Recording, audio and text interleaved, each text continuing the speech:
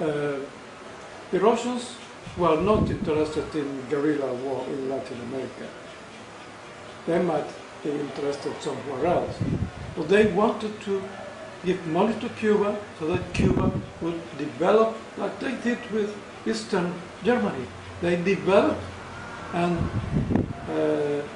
the Latin Americans people could say, oh, how good is communism? Look, how good is Cuba? But Fidel spent all that money in wars in Latin America and in Africa. That's the truth. The most hated man for the Russians was Che Guevara. Whenever I traversed Russia towards Asia, and the people from the Russian Ministry of Foreign Affairs took care for me in Moscow, they told me horrors about Che Guevara. So, what can I tell you? Why was he so hated, do you think? Because he was destroying their plans of economic and political infiltration in Latin America. They knew they couldn't have a military infiltration because they would have immediate trouble with the United States. But they tried to have economic and political infiltration in Latin America. That is the things they were interested in. But Che Guevara was one who destroyed their plans, making guerrillas in Latin America. So when, Yes? So when do you think it'll be time for the United States to help? Pardon? When do you think it'll be time for the United States to help? Very soon. The government is destroying itself, and very soon they could. I tell my friends, don't be surprised if tonight the TV says Compañero Obama will come for a visit tomorrow. Because, you know well, international relations, international politics are like an iceberg. The Titanic collided with an iceberg. It was very far, but they didn't know the iceberg was under them.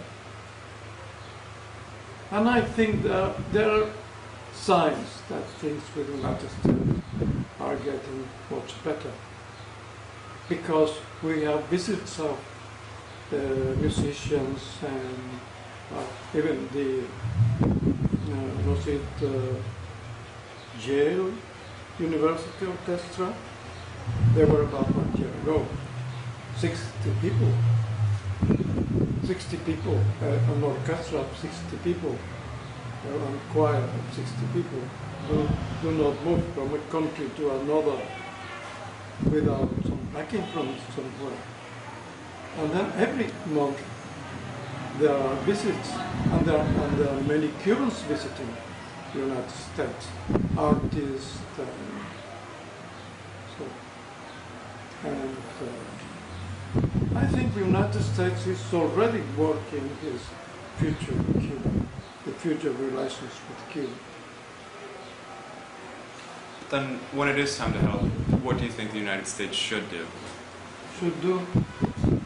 When it is time? It's a difficult thing to say. The American who came last week asked me the same thing. He told me, tell me in one word what we should do. I said, wait. What do you think of the Cubans in Miami? You know, the Cubans in Miami are like exiles everywhere. This kind of exile. In my early youth, in my childhood, early youth, I lived and I raised among the Tsarist Russians, the white Russians of the Tsarist time. My mother loved the classical Russian culture, and her best friends, my aunts, were old Russians from the Tsarist time. And exiles, they lost the perspective of the country they are coming from. When I hear the people from Miami talking, they saw Cuba in the 1950s. No country is the same as in the 1950s. Of course, Poland surely is not.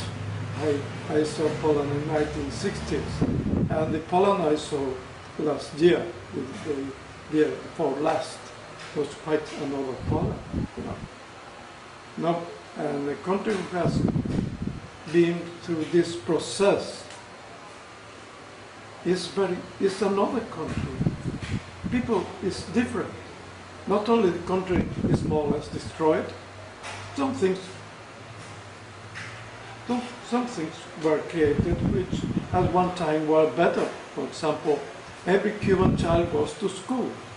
Every Cuban child goes to school. And every Cuban child, well, that's a bit image now. You can go to a doctor. You have a doctor, even if you live in a remote mountain. Now the medical service is in ruins, for example. But Cuba is building hospitals in Haiti or in Venezuela. But hospitals in Cuba are in ruins, One American of this American group that was last week was ill in Santo Espiritus in central Cuba. They took him to a hospital. There was one thermometer in the whole place, And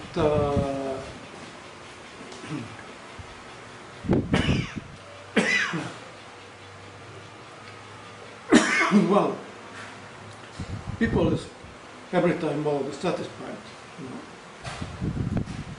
I don't think they will go to make work on the street. Excuse me, not now.